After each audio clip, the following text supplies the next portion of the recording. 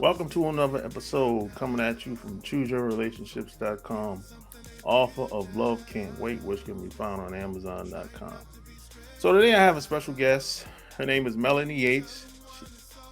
She's mastered how to neutralize the pain of emotions that keep us stuck or hinder us from moving forward into change. Over a decade, she's coached hundreds of people, helping them turn their lives from misery to happiness through one-on-one coaching seminars and videos. She doesn't just talk the talk, she walks the walk. After decades of self-defeating behavior, she found the power within to awaken the spiritual truths leading her to powerful life lessons. My guest today is, again, Melanie Yates. Welcome to the show. Hey there. So good to see you. Thank you so much for this opportunity. Yeah, thanks for making time to do this. So where are you from originally? I grew up in Southern California, born in Long Beach, California, and then I moved up to Central California, and now I live in Monterey with an ocean view and really my dream house and dream life, really. Great. So how did you get started? I know you didn't wake up one morning or one day and say, hey, you know what? I want to teach couples about their relationships. So how did your journey, how did it start? Well, I would say that I had bad relationships and that's what got me to start realizing, how do I find or how do I attract the right guy for me? That's definitely how I got started, was my own pain in relationships. So how did you know, after your trials and tribulations, how did you know you could teach someone else? Well, the beautiful thing about experience is, I don't know about you, but I learned through my experience. And so being able to walk through something that was painful, and I actually had other people help me. I had a coach help me. I had therapists help me. I wanted to keep my marriage. I wanted to save and salvage my relationship, especially I had a lot of fear around broken homes, especially we had a son and I didn't want to have a broken home for him. So I had all these fears of, I can't just give up on this. And so I really was seeking a lot of help, outside help. So, we did marriage counseling. I did my own individual counseling, and I found a coach, and so many tools I started practicing. And so once I got a hold of these tools, I thought, man, this kind of just changed my life. And I wanted to share them with other people because I thought I can't be the only one that struggles in relationships. And, my marriage got so much better. And, we both gave it everything we had to keep it together. And, sometimes it's just not enough. But the beautiful thing from it was that I learned so much about me through that journey, that searching, that I was able to behave better even when he didn't act the way I wanted him to act, so, or instead of blaming him, I looked for what was I contributing to the problem.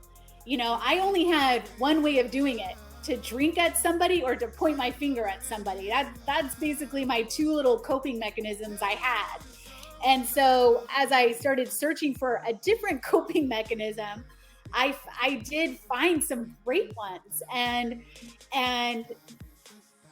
our marriage, we both decided to be co-parents and raise our son and be professional and polite with one another. And that took practice, and that took practice in our marriage to be professional and polite and love and respect one another. And, when we got a divorce, the beautiful thing was that I really loved him more. And that was one of the reasons I was willing to let him go, because we did everything we could to try to make it work and it still wasn't working. So the love that I had for him, to let him go and find someone that was maybe more compatible, and the love that I ended up finding for myself so that I could be happier, is kind of what happened when I let go of that relationship. And then the real work started, because then now I'm alone, and I didn't want to be, bitter over, love not working out. And I know I can't be the only one that has the tendency to be bitter or angry, or, even my intention was so that it would be better for him and my son and for myself. But it's so funny how those old thoughts and those old behaviors start creeping in and start telling you, yeah, it really was his fault. And he really is the one to blame. And I was an angel in this marriage, and it's all because of him. It didn't work out, right? Like the thoughts start creeping in, and I didn't want that for myself. I wanted to attract, the law of attraction. I wanted to attract another man. I wanted to heal from, the pain of a divorce. I mean, to me, divorce is like a death. It's a death of a fairy tale, because as a little girl, we were taught, happily ever after, and that, Prince Charming comes and saves the day, and you live happily ever after. So there was kind of this death of this dream that, no one grows up thinking, I'm going to get married so I can get divorced. I mean, no, we don't walk down the aisle thinking, yeah, my divorce is going to cost me more than this wedding. We just don't go there. Right. I mean, we're full of hope, and I wanted to keep that. Even though I was grieving, I still wanted to trust men. I still wanted to date. I still wanted to find someone that could help me raise my son in my home, and it wouldn't be taking away his dad's responsibilities. It would just be someone to support me as a mother inside my home. I mean, I really did want to get married again. Yeah, thanks for sharing that. So, there's some woman, because, I have women that follow me online and even on the podcast. They're going to say, oh, if you loved him, why were you willing to let him go? Yes. So what happened for me was, we were just so uncompatible that it basically came down to, it wasn't working. And so the beautiful thing is that during the journey of kind of realizing this isn't working and taking responsibility for my part, what I added to it not working, I really was able to uncover that it's okay for him to be him. And what really it came down to is, like, I kept thinking, if he just did this one thing, if he just changed, if I could just fix this.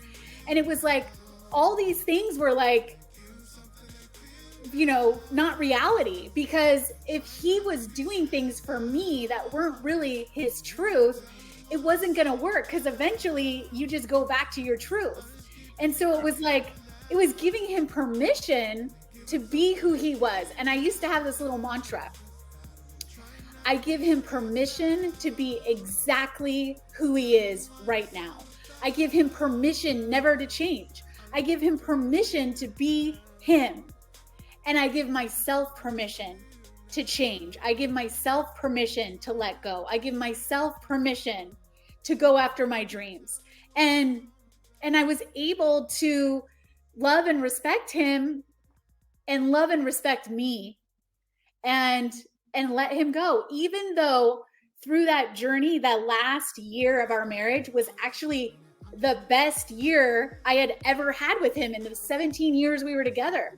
We were more intimate. We talked more. We did more things together. Like, I even went hunting with him, and I don't like to camp, and I don't like spiders, and I don't like dirt. And I just not that into guns, right? Yeah. But, you know, I went out duck hunting with him because it was important to him.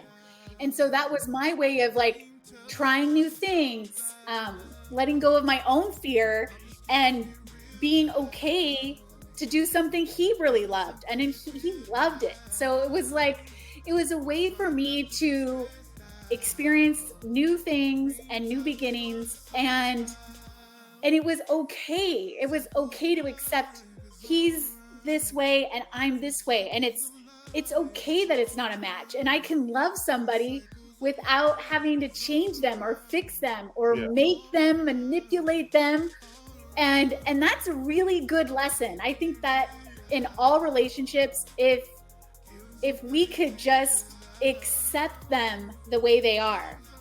And in my new marriage, I mean, there's things that are different, but I still have to apply the same acceptance. So my husband has this side of the room next to his bed, and I don't like the way he keeps it. Let's just say that. Like, I don't like the way he puts his socks over there and his shoes over there and his books and papers and just random whatever. So when I look on his side, it's like, oh, I wish I could just put a blanket over it, right? So we've all known women who nag and complain at their husband, like, why don't you just clean your socks up? I don't want to have to clean up your side of the bed, right? So we get this way that we like nag and we, you know, we complain and we demean and we emasculate men because they're not doing exactly what we want them to do, right? Yeah. So here I am in this marriage, and my husband today will say, he's never heard me nag him. And that does not just come about, ladies. That doesn't just happen, ladies. This is a skill. There is a skill that you can develop that you don't have to nag. You really don't have to nag. You don't have to be the B word, right? You can actually be loving and accepting and respectful of your man. And just because I don't like it doesn't mean anything. And really what it came down to, do I love him and do I respect him and do I want to keep that? Because nagging decreases respect for each other. It just does. And so it's like, how can I accept this person exactly the way they are? I mean, I've even talked to his mom, and his mom was like, he has never been able to keep a clean room, ever. So I'm like, here I am, you know. If his own mother couldn't get him to pick his socks up, do you think I'm going to be able to? No. And I don't want to be a mother, and I don't want to be a nag. And I have enough respect for this marriage that I'm not willing to clutter it up with nagging. I want a loving relationship. Yeah. I want him to know I respect him. And it does not help to nag. If you want something from your man, believe me, go ahead and nag, you'll never get it. And if he does give it to you, it's because he's trying to please you, and God bless his soul, eventually it will turn into a resentment. Yeah. You know, because they're trying to please you. And if you just keep coming back at him, I mean, why would he starts losing hope, you know? Yeah. He starts getting broken down, and then, you know, he's a broken man. He's not, I mean, our job is to lift our men up, you know? And I want a marriage where we both lift each other up. Yeah. So what's one of the, I guess, the most valuable lesson you learned from the first marriage?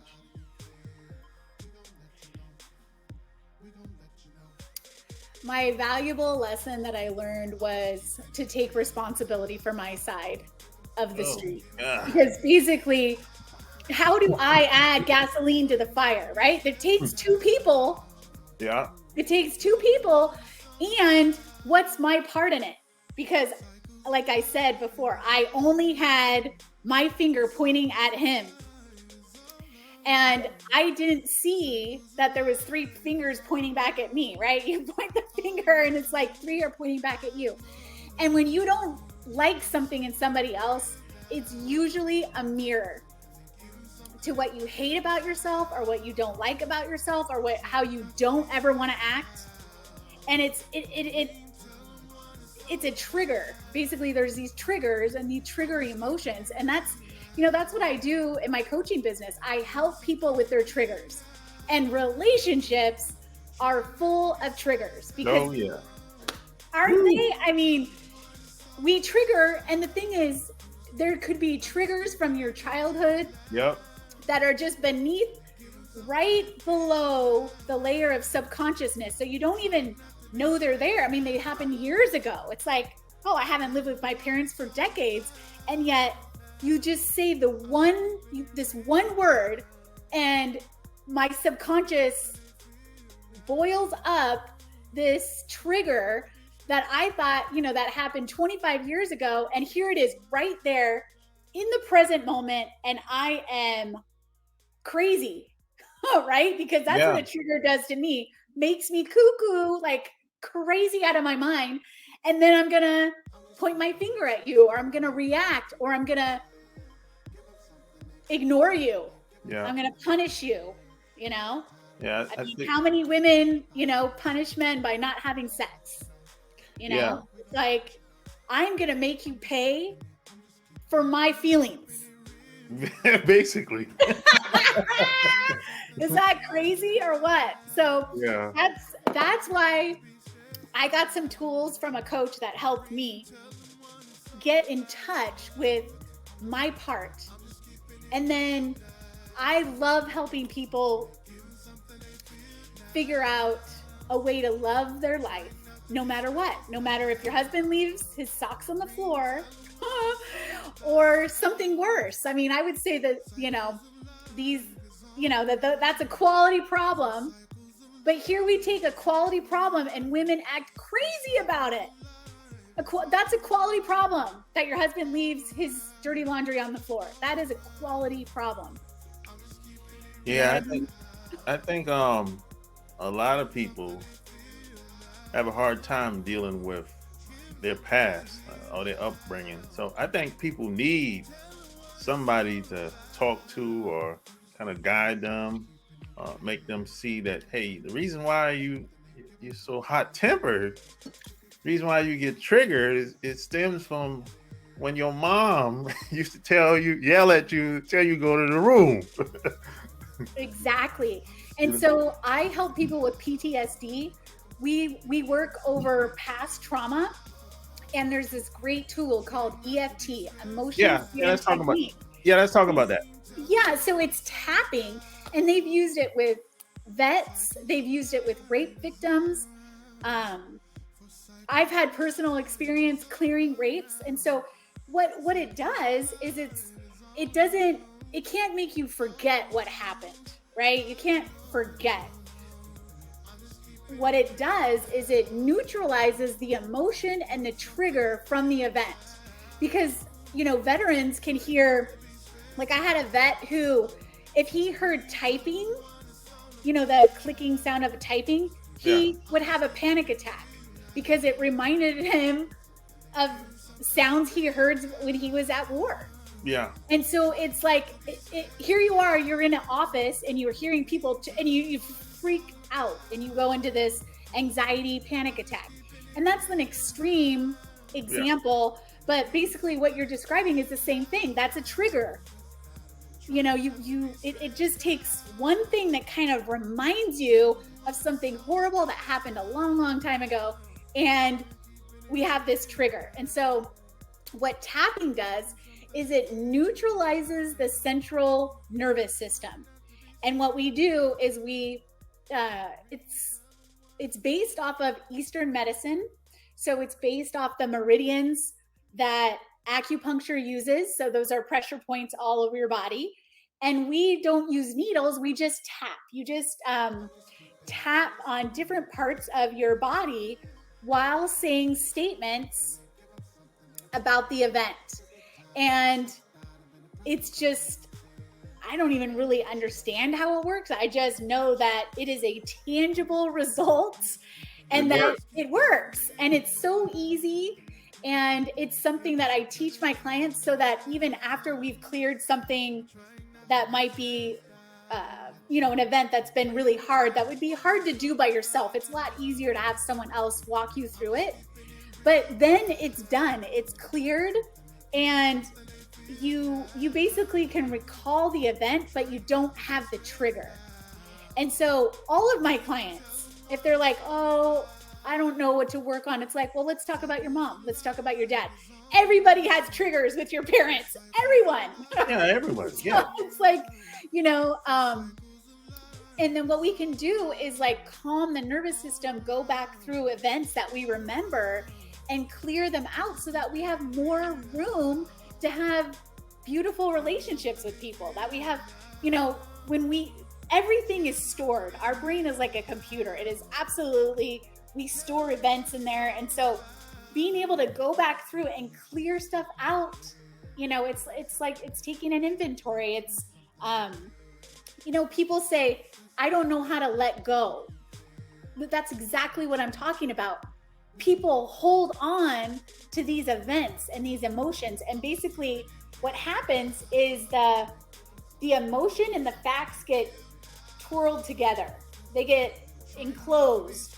And what tapping does is pulls them apart. It pulls the facts from the emotion so that we can release the emotion, and then you just have your facts left. So you can't change what happened, but you neutralize the trigger so that you're open for more experiences, because triggers keep us stuck and closed off.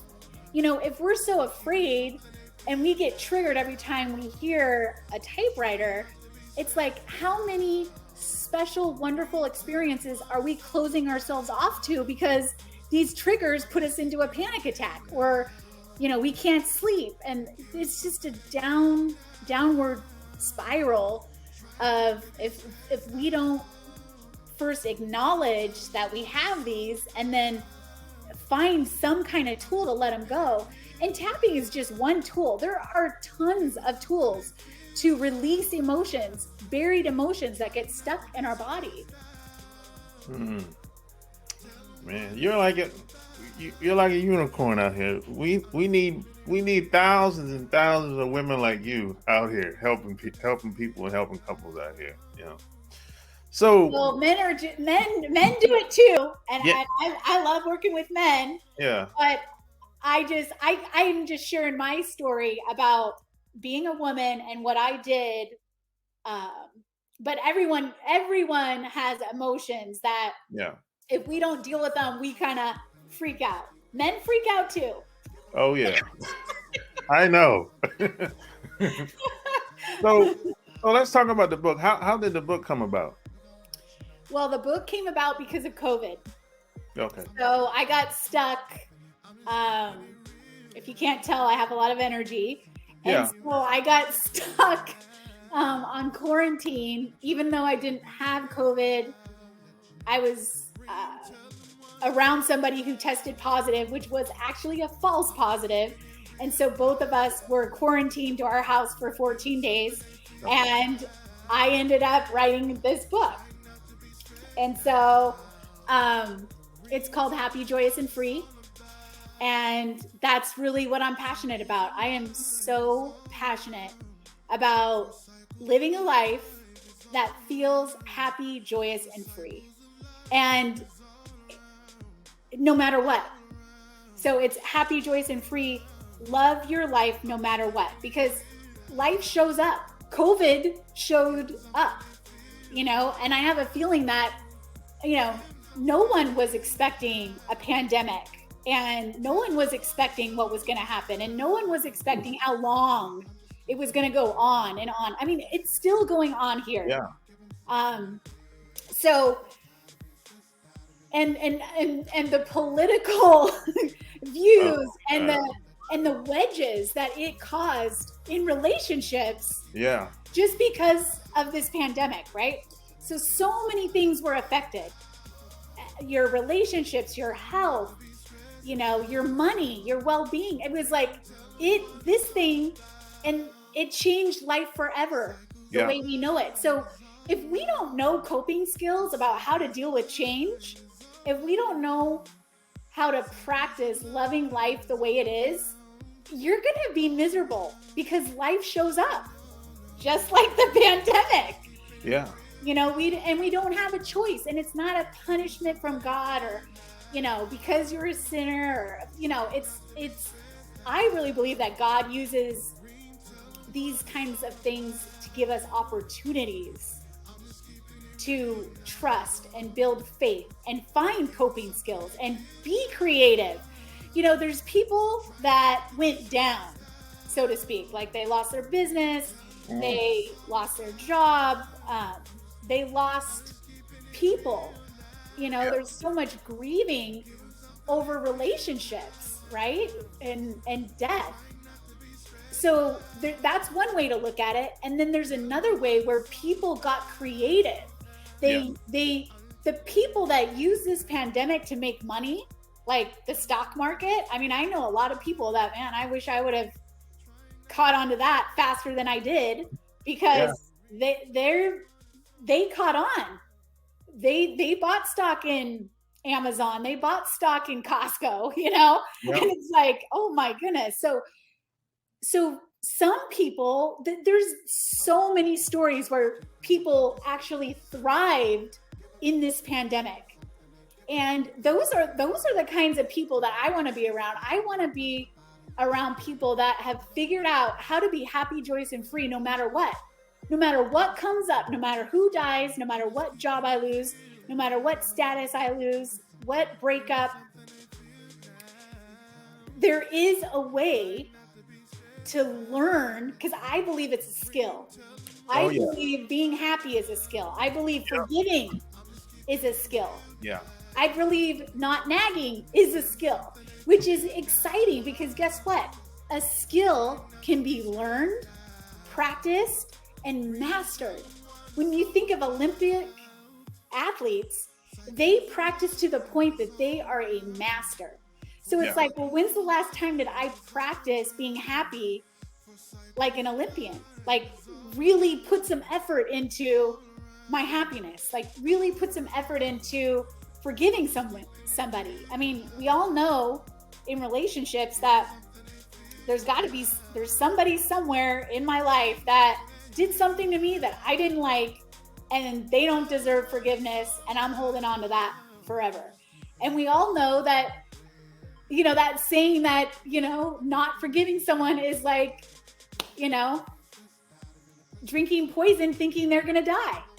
Yeah. And that's just not the way it works. It actually hurts us more. And so I think that was another little solution that I figured out. And that's why I can say I love my ex-husband, and that I respect him, and that we have raised this 14-year-old, you know, he's 14 today, and he's doing great. And we've been divorced 7 years, and it doesn't seem like he's from a broken family. He's got self-confidence. He's doing well. I mean, he's a teenager, you know, but that forgiveness, learning how to forgive and let go, was a skill that I practiced. And I mean, I learned about it, and I practiced and practiced and practiced and practiced and practiced. And I got better at it. I won't say I mastered it. I'll say I got better. And look at the fruits. I get to see my son. The fruits are in looking at my son. And it definitely was worth it. Absolutely. I wouldn't trade all my blood, sweat, and tears over that skill. I would not. And it was hard.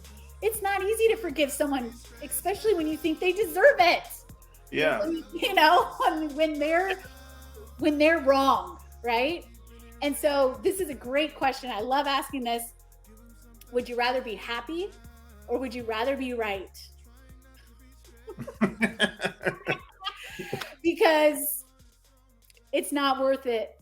And I wanted to be right for so long. And I remember my son was in the back seat and he had his little friend with him and they were going back and forth.